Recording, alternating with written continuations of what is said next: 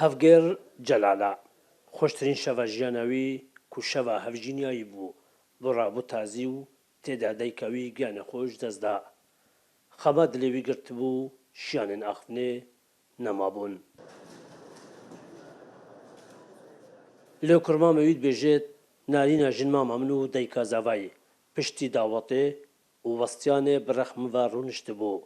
و ڕەوشاوێ تێکچۆ کو نەخۆشیە دلی و شەکر و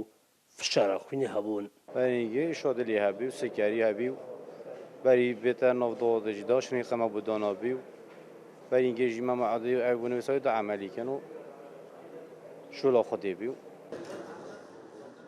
براوێژی بێژێت خوشکا من نەژ کەیفەمریە چونکو زەڤە سێم کوڕەوەیە بەلێ یانە خۆش بوو و ژڤانێ نشتەرگەریە دلیژی هەبوو موعدي تقريبا اسبوع ما بدا بچن تقريبا شبكه ودري بوشي كان اول حالات ضغط قريب بو ضغط كيلو ارهاق بوشي بو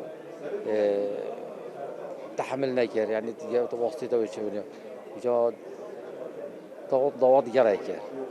جا وقت فرق ضغط الزبري بين خو بدا هم راسن سنجي دري چون الزبري بينوي هذا ما بري طواري امر خدي كير کەس و کارێن نارینە 54 ساڵینە شوونە پێشەوازیە داوەتیە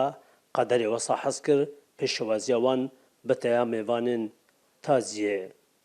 شوونە قەدر کورساد نیوز دهۆک